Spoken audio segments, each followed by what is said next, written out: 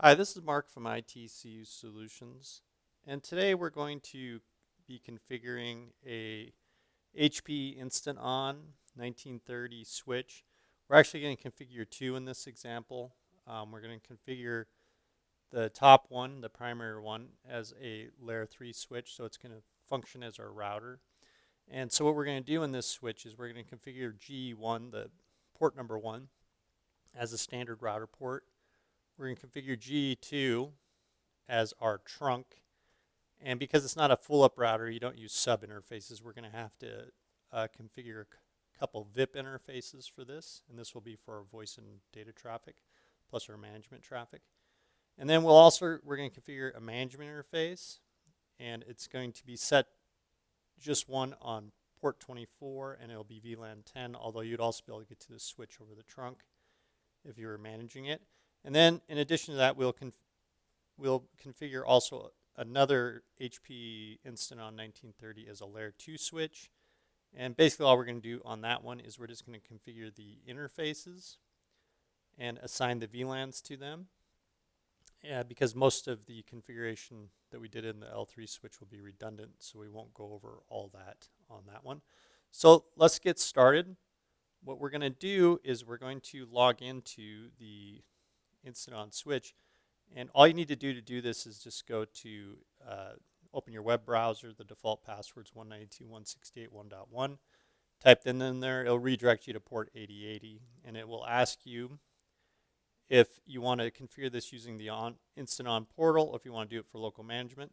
We're going to do this for local management because we basically want to make sure we can use this in standalone mode, whether we have internet access or not. So for this example, we're just going to do this locally. So we're going to click connect on that.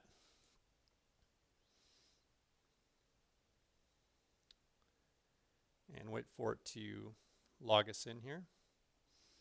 The password is, or the user name is just admin, and the default there's not a default password, so we're just going to type in the username and click login, and then it'll ask us to set a new username and password. Since this is just for demonstration only, we're just going to use admin again, reuse admin.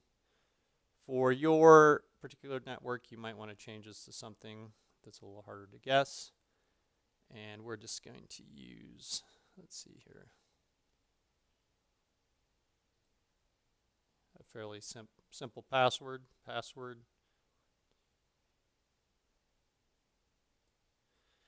and call it good here.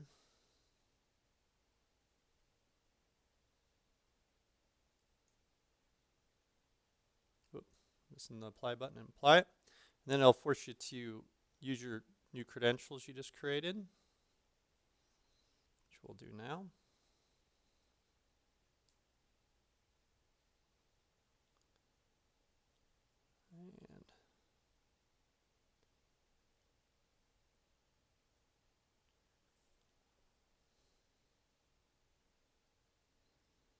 And the only requirement on that password is it has to have a minimum of eight characters.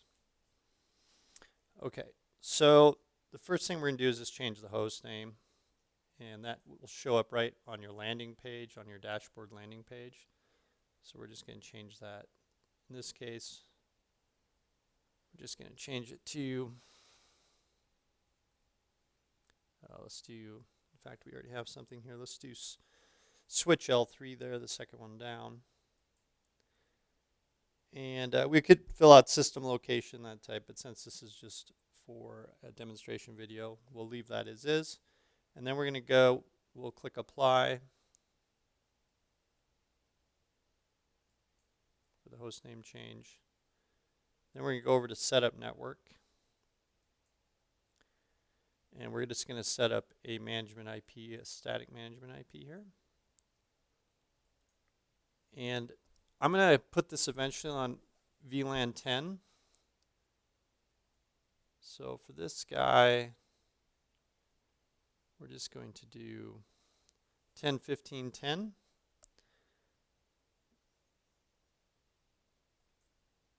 And because I want my IP address, the third octet, to match my VLAN. So when I hit apply to this, it's going to cut us off. Okay, so once we apply, since my computer isn't on the 1015 network, so I'm going to just pause the video real quick to change my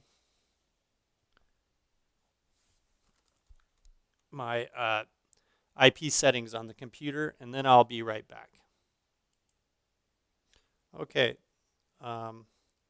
so what we did is we went in and changed the address, the IP address on our local computer NIC, and we also changed the browser to be 10.15.10.5, as you can see up in the address line. So we're just going to log in again. And now that we have the host name and the management IP changed, our next step on our list on the drawing was to change the VLANs. So what we're going to do is we're going to go into the VLAN configuration. And you can see by the image up here, everything is just for untagged in VLAN 1. So we're going to add the first one, we're going to just call it VLAN 2. And this is going to be our voice VLAN. And then after this, we're going to add two more. We're going to add another VLAN.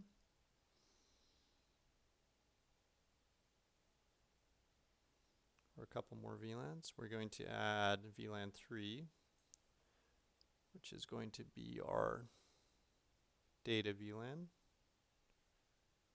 If I could spell it right.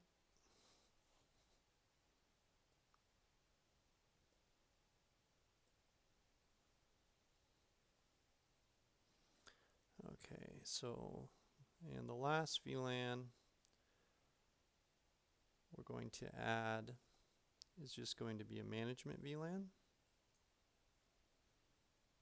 And on that case, this is going to be 10.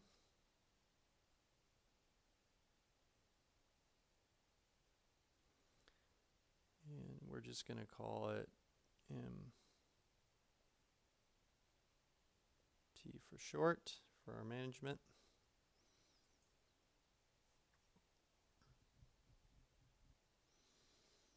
Now, once we've done that, we can go ahead and apply the VLANs to our interfaces down here.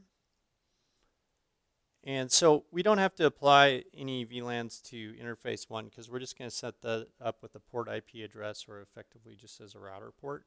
But we're going to use port 2 here as our trunk to the other switch. So we'll go in here and we'll add some tagged interfaces for our trunk, and they have to be tagged because this is going to be our trunk traffic. So I'm going to include VLAN 1. You probably don't really need to. Or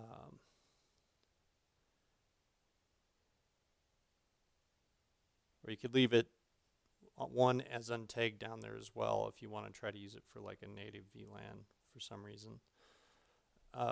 So we're going to include 1, 2, 3, 10. We're just going to take all of our VLANs. And we don't really have any use for untagged VLANs in this case. Like I said, you could leave a VLAN in there like 1 if you want your untagged VLANs, if anything was ever screwed up to go to that VLAN. But I've never had any issues doing this. Okay, so that's going to be our trunk. So we added, you can see our VLANs, they're all tagged. We don't have any untagged. The rest of them on this page, just as an example, because I'm assuming you wouldn't be solely going to use this as a device that doesn't have like computers or switches plugged into it. So what we're going to do is just take interfaces 2 through 10,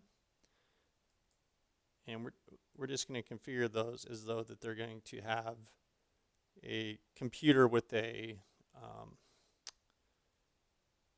a phone with a computer hanging off of it.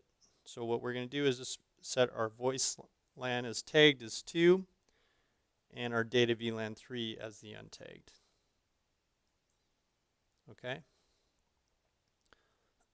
as you can see, so we have tag 2 for our voice traffic and tag 3 for our standard data traffic.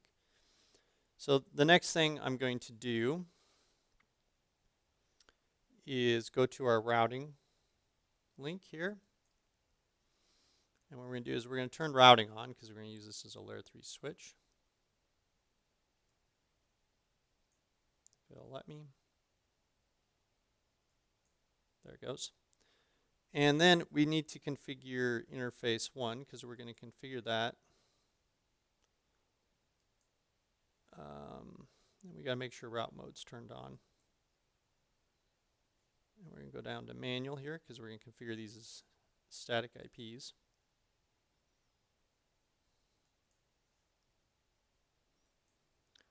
And we're just going to call this guy 10222. And we're just going to use all Class C subnet masks in this. So we'll apply that. That's all you have to do. Okay. And you can see that he's set up as the interface routing. Port 2, since we're going to set this up with multiple IPs, we have to do this via VLANs. So we're going to go to the VLAN IP. Okay, and then we're going to go to port 2, and we're going to edit because this is going to be our trunk interface. So in this case, we're going to just scroll down here to give us a little more visibility here.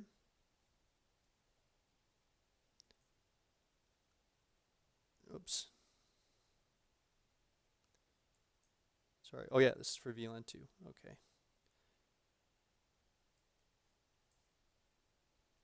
So for VLAN 2, oh, I forgot to click manual. For VLAN 2, these are going to be gateways, so we're going to do 10.15,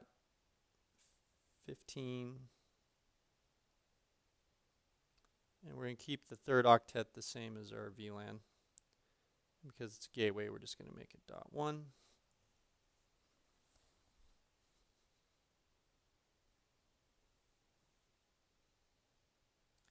And it's also going to stick with that standard Class C subnet.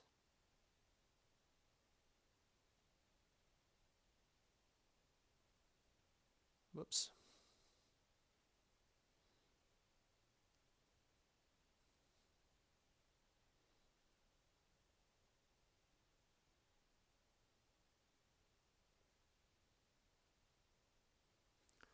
Okay.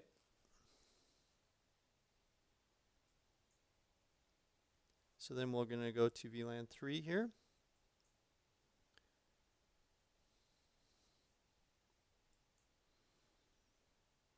Hit manual, possibly. We're just going to make him 10.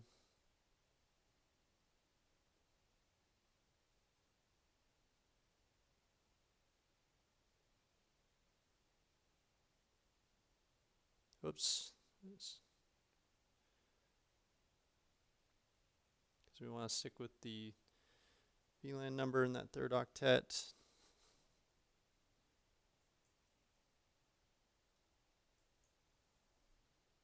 And again, we're going to do our Class C of 255.255.255.0.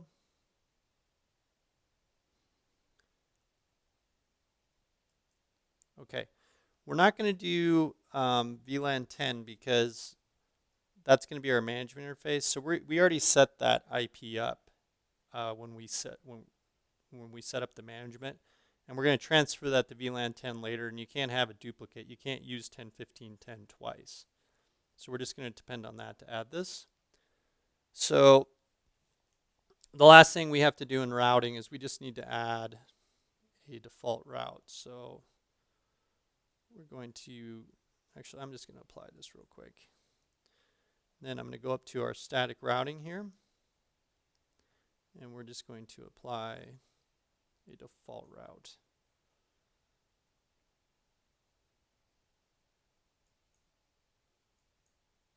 Okay.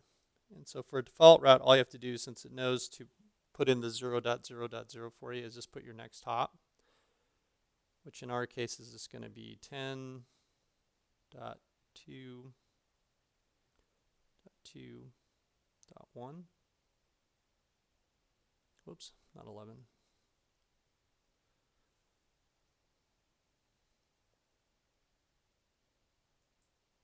Okay, so that's all we have to do under routing, since we're only going to deal with the one default route today. All the other routes will be thrown in when we plug everything up. You'll see a bunch of connected routes for the VLANs as well on here. So let's apply this real quick. Okay, and let's go back to our diagram. So you can see we've configured this. It's not on VLAN 24 yet, but we just configured G1. We configured G2. We added these trunks to here. We added the standard 2-3 VLANs here. Even though I don't have it in the picture, this is a demonstration. So the last thing we need to do is basically assign our management VLAN to an interface. So let me do that. We'll go back over. And I forgot actually to do this when we were assigning VLANs. Could have been done then. So what we're going to do is I need to go to port. I'm going to put my management VLAN on port 24. So we're going to go to 24 here. If I didn't do this and I switched the management VLAN to VLAN 10, I would just lock myself out because I'd have no way of getting it to it except possibly setting up the other switch and trying to get into it over the trunk. So this is just going to be untagged on 10. And we're going to apply that because we just want that. Okay, so you can see 24. And we have that what we want. We have untagged VLAN as 10 because the idea of this is so we could plug a laptop or a PC directly into this port if we had problems to get on the management interface. So, okay, so we're looking good there. So what we're going to do then is go back over to setup network. And here's where we're going to change the management VLAN to 10. So that will match that 10.15, 10.5. And once I apply that, it'll cut me off and I'll have to move cables. So let me do that.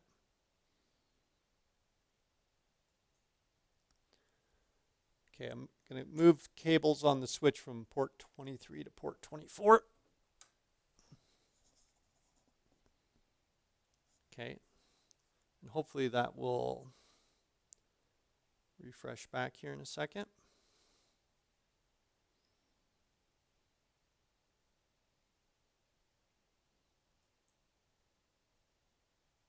Okay, so I'm back in. We have port 24. So basically, we've configured everything that I wanted to configure on the layer 3 top switch. So what I'm going to do now is I'm going to bring up the diagram. I'm going to go in and put in the wires and everything I need to connect to switch 2, and then we'll configure up switch 2 just with the VLANs and everything. And then finally, we'll come back and go and add an access control list to the layer 3 switch so we can protect our management VLAN. So I'm just going to pause this and I'll be right back. Okay, so we've basically got our layer 3 switch completely configured except for we're going to add an ACL for the management VLAN later on. So now what we're going to do is we're going to go configure this G1, the trunk, and basically just these user ports here on our layer 2 switch. So what we're going to do is we're just going to log into it. And I already created the management VLAN and set up the management interface because I figured that would be kind of redundant to do again. So, and you can see we already changed the host name on the landing page. So all we need to do on this guy effectively as a layer 2 switch is just come in and add our voice and data VLANs. And so what we're going to do is come over here. On the VLAN configuration, we're going to add VLAN 2. And we're just going to call it voice.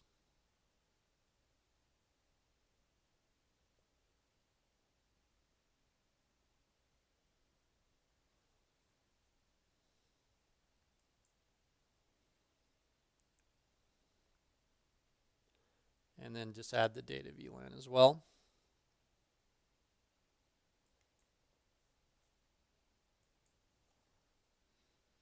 Which is going to be VLAN 3. And just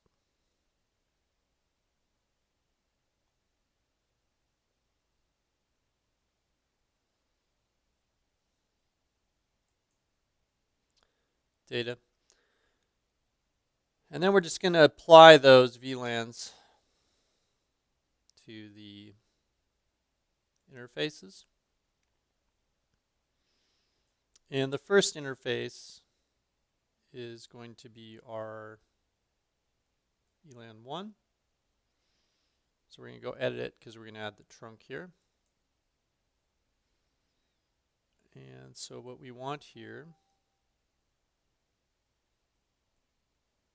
is to mirror what we had on the other side. So it's going to be 1, 2, 3, and 10.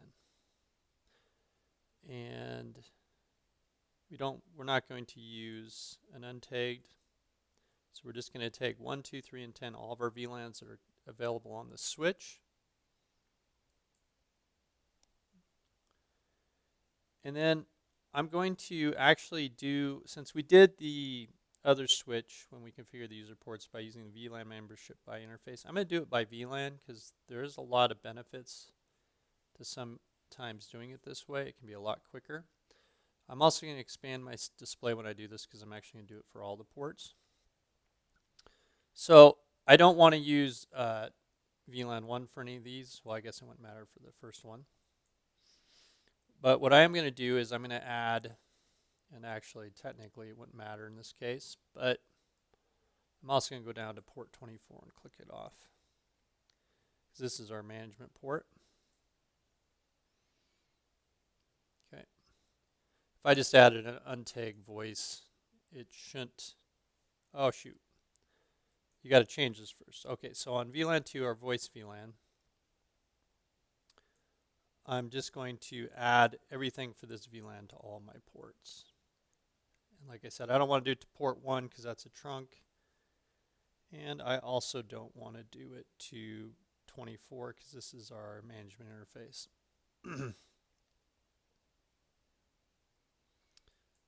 So let's go up and edit these. And if you have a small amount of VLANs, let's see, so it's excluded 1 and 24. Perfect.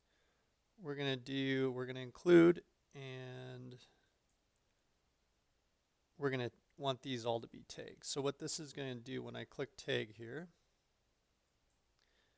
is it's going to add a tag VLAN for 2 through 23 and 25. We're not using port 25 because that's an uplink port. I don't have a GBIC for it, so, but it's not a big deal. I'm just going to leave it as is. And we're going to do the same thing with VLAN 3 here. We're just going to select all the ports and then uncheck 1 and uncheck 24. Guess I'll also uncheck 25.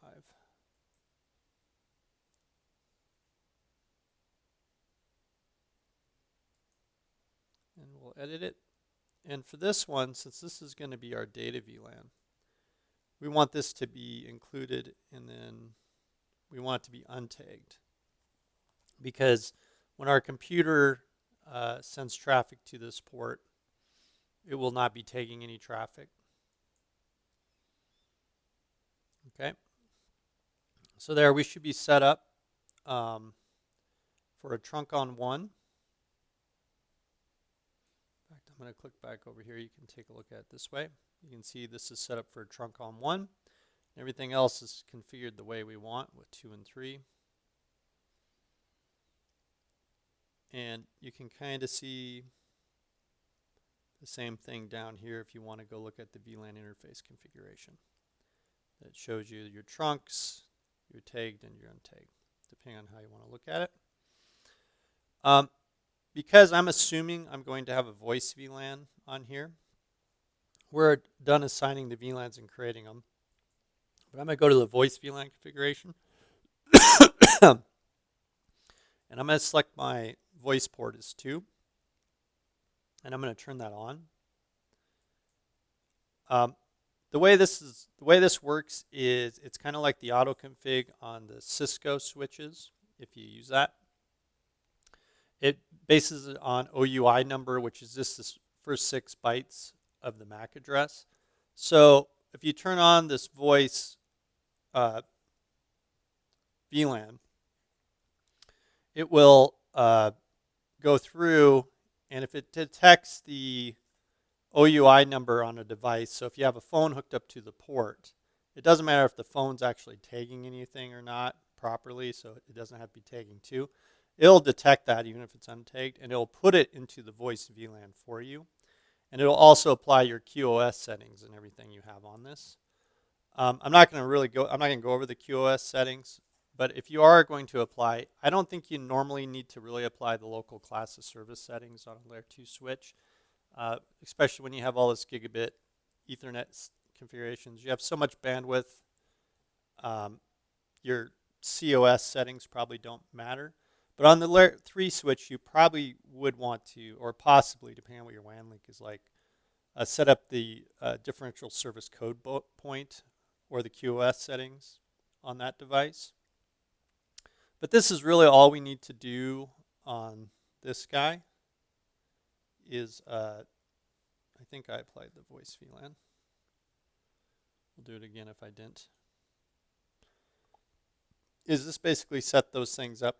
I'm not touching the spanning tree. You could, if you had reasons, you could also work with your spanning tree if you wanted to set up failover with multiple switches. But you can see in our diagram we don't have any loops or anything like that. This is meant to be just for a basic setup.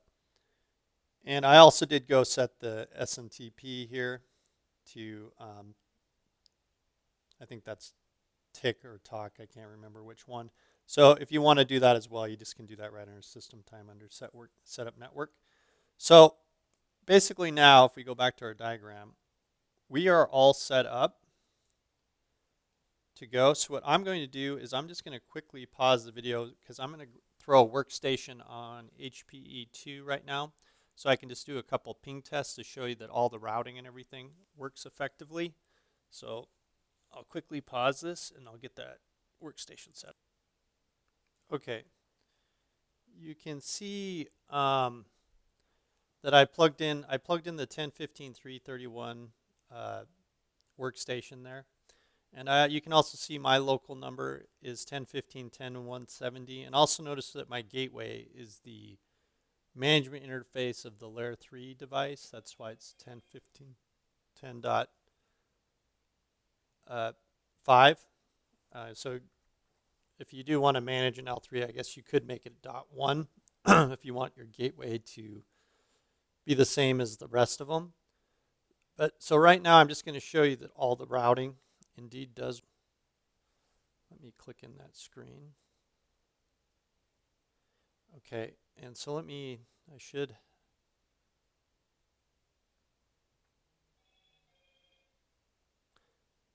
Okay. So let's put in 10.15. 3.31 just to make sure we can hit the workstation.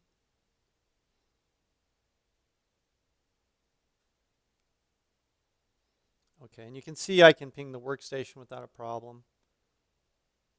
I'm also going to, since I don't have a phone on here right now, I'm just going to hit the voice gateway to make sure we can route to that.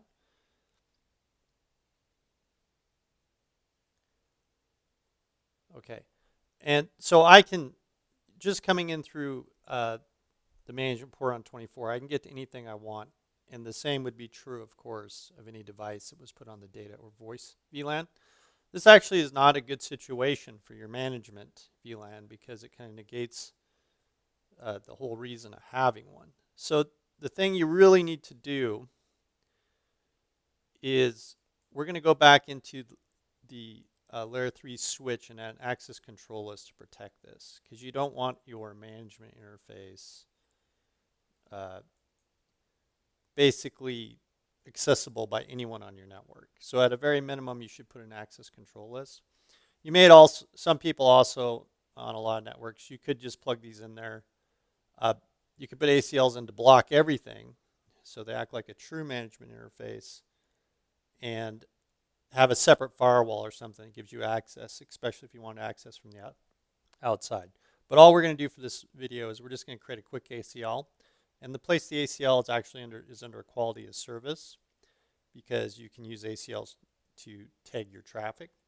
So we're just going to go to ACLs, and we're just going to create the name of an access list to start with. And we're going to use IP4. We're not doing this for at a layer 2. This is to block people's IP. I'm just going to call this management. We're not doing this for MAC addresses, because we want to be able to block everyone network wide on our network here. And so the next thing I'm going to do is I'm just going to create a couple rules here. And so we're going to permit, and you can generate a log with these. I'm not going to do that for what we're doing here, or set up a schedule. That wouldn't make sense for what kind of ACL we're setting up here. But you might want to set up a log. So what you got to just come in here and set specific packets, and we're going to do, let me scroll down over here just a little bit, because in this case I'm not looking for a particular service. I just want to restrict the people that are able to connect to the management interface to people in the 10.15.10 network. Now in reality, you might not have any workstations on your 10.15.10 network. So in that case, you'd have to set up something like TCP, or restrict it to just that. You could do IP, but just restrict it to that workstation. And you could also restrict it to, say, HTTPS or whatever you're planning on managing the switch with, whichever machines. So the next thing I'm going to do is I'm just going to put my own address in here. So we're just going to add 10, 15, and I'm actually on the management. So if I didn't do this, if I didn't add this first rule, because I'm entering, even though I'm coming in on port 24, I'm still entering into VLAN 10. And my IP was 170. So I would literally be locked out if I did this step incorrectly. And I'm sorry, this is an inverse mask. So since inverse mask, and we only want to do my IP, I'm going to set this all to zeros. That's the same as a standard mask of doing 255 all the way across. So it's effectively a /32 that I'm restricting this to, just myself there.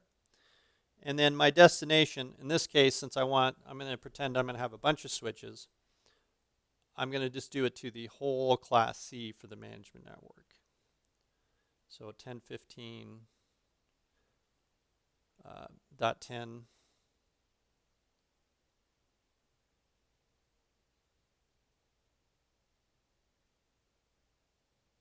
0. And we're going to do, so the inverse mask for this guy is, it's going to be the inverse of a /24. So we're going to do 0.0.0.255. Okay. And then we're going to apply this. We don't have to worry about the rest of this because we did just straight up IP. Oh, I apologize. I didn't put a sequence number at the top. I'm going to use 10. You probably don't want to use 1. You probably want to use something like at least 5 or 10, Because in the future, if you want to add rules in front of this, if you make them high enough, like you use 10 or 20, you can always insert a rule in front of it without having to delete other rules or move stuff around or create a whole new access list. Okay, so that's my first rule. I'm also going to add, in theory there would be an implicit deny to this, but I'm going to add a deny. So we're just going to do a deny, and we're going to want to deny everything. So we got deny, we're going to deny all traffic, and that should be all we wanted. Oops, we need a sequence number again. And I'm going to use 20 again, so if I wanted to insert rules between these, I could do it easily.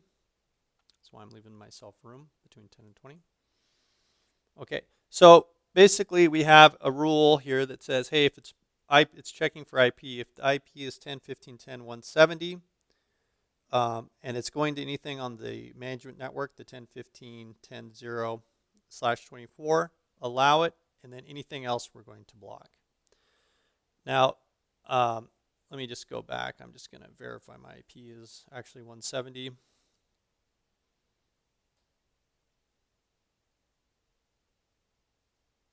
Whoops.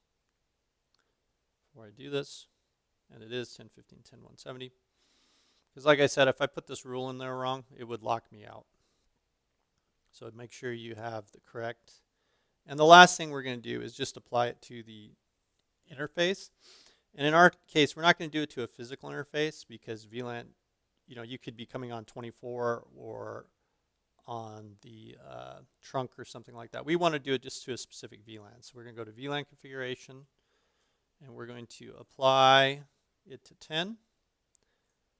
And because I only have the one ACL, it's going to pop up here. If you had multiple, you'd have to select it from the list. And we're going to apply that. And if it doesn't work, if I did this incorrectly, I should have been cut off. But it looks like I'm still here.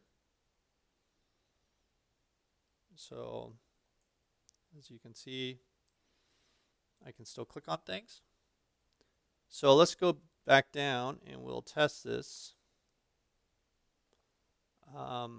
I'm just going to try to ping a couple of the, see if I can still ping.